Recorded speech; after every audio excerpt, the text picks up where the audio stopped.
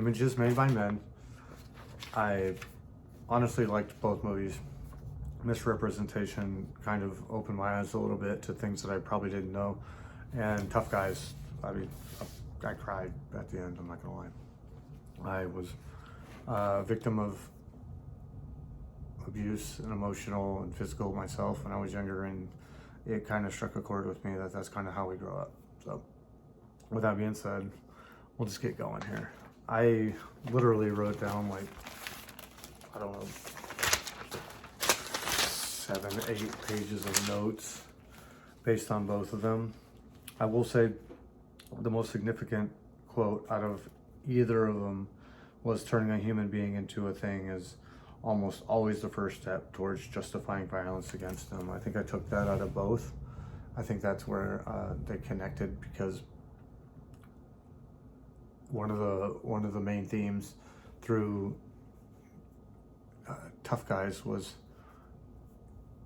dominance, male dominance, being strong, being, what ultimately ends up being violent.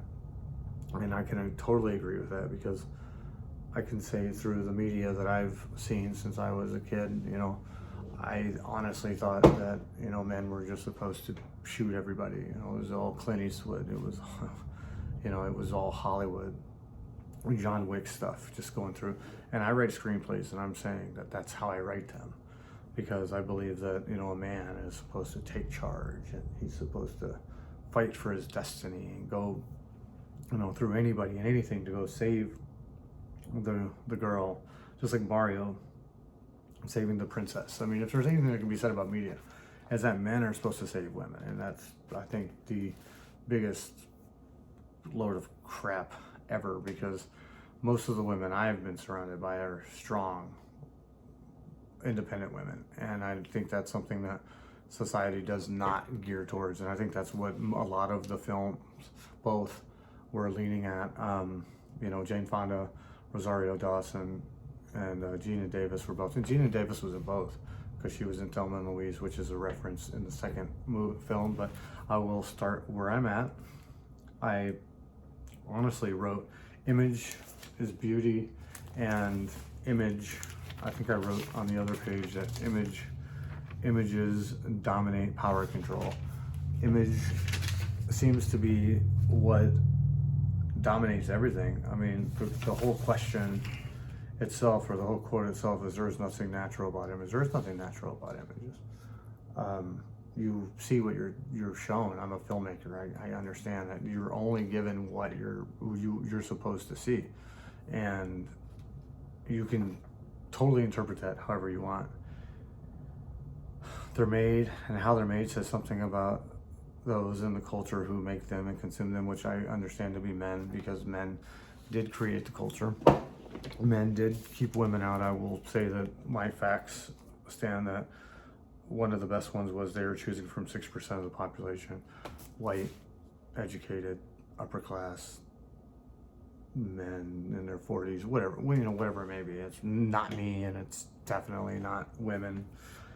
And sexualization trumps earned power. And then while I was watching it, I also wrote down the word bitch, pornified, ditzified. This is all by capitalism, men 18 and 34. I'm very specific in my notes, because I will say that not a lot of what I saw about men was very glamorous in the first movie. I loved towards the end that they actually showed that men are kind of, creatures of their environment, which I personally like to believe that I'm not a creature of my environment, but I am a product of my environment, whatever you may say. But I have always become better than that. As I went into the second one, I started writing, which actually turned out to be the question that I was answering to begin with, but then I wrote men are tough. And then I wrote battered women right underneath.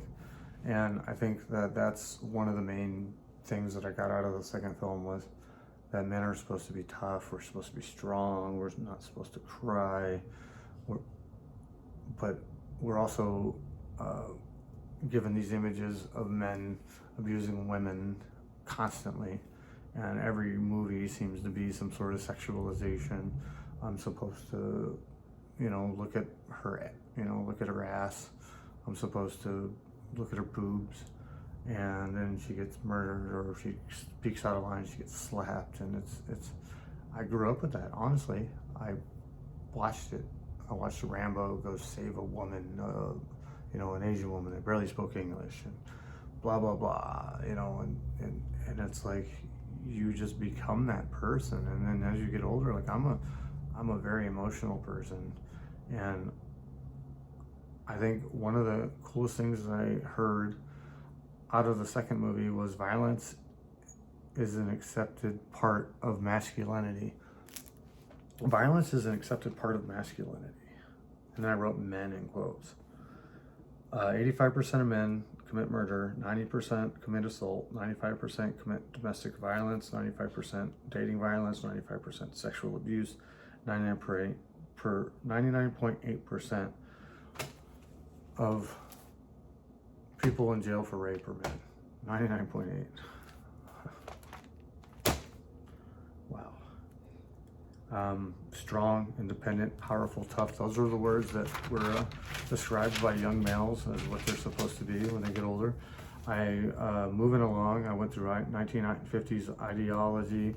I also wrote down violence is the only unusual when women do it. So and that was Thelma and Louise. Thelma and Louise was an outstanding movie. That's where Gina Davis came in. She was in the first one, she was in the second one. And men just, what are we going to do with women that are strong, and they're going to kick us out to the street and stuff like that, and do all sorts of crazy stuff. And I don't know, it really defined the mid 90s. I think it really turned a corner. And I did agree with that in the first film as well, that, once women were able to write their own stories and document it, because I'm a filmmaker, I believe that once women are able to tell their own stories, and I can't tell their story, I'm not a woman. Wow. I only go by what I see, but to hear it.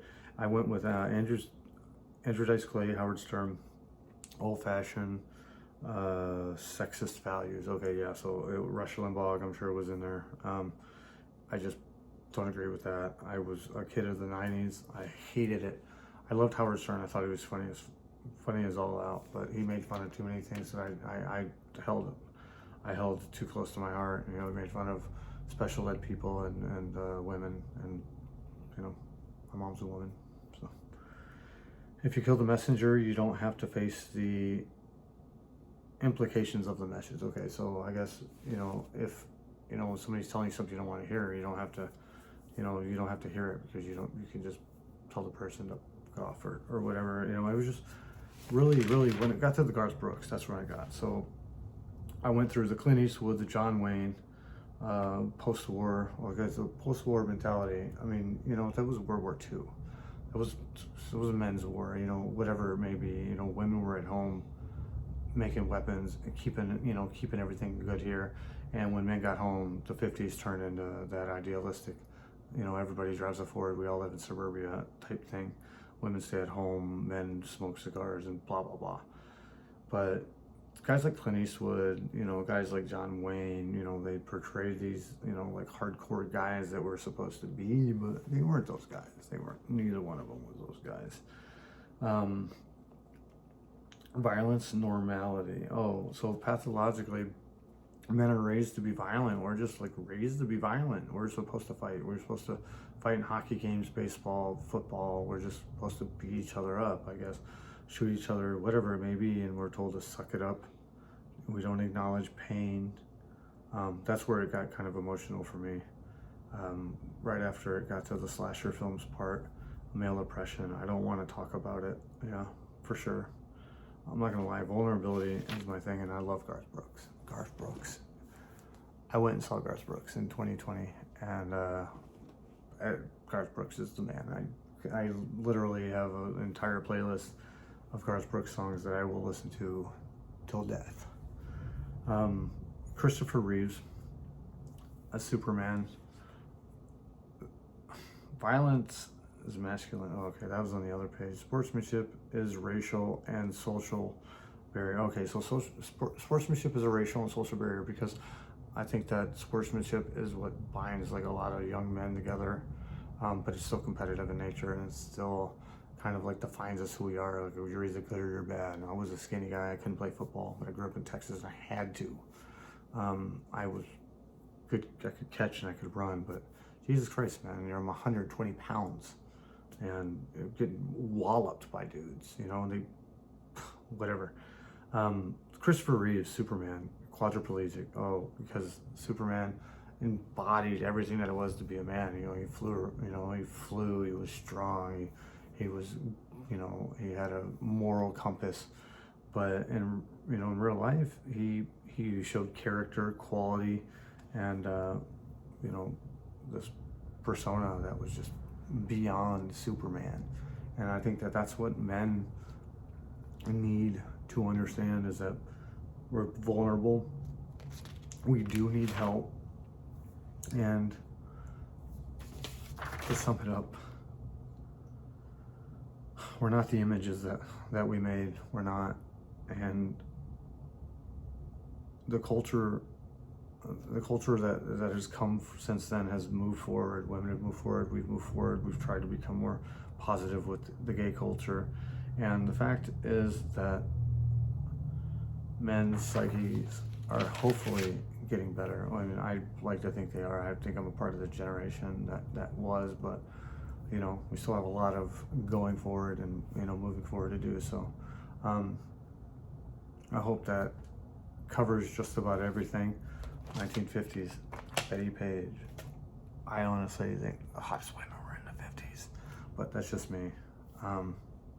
And that's all I got.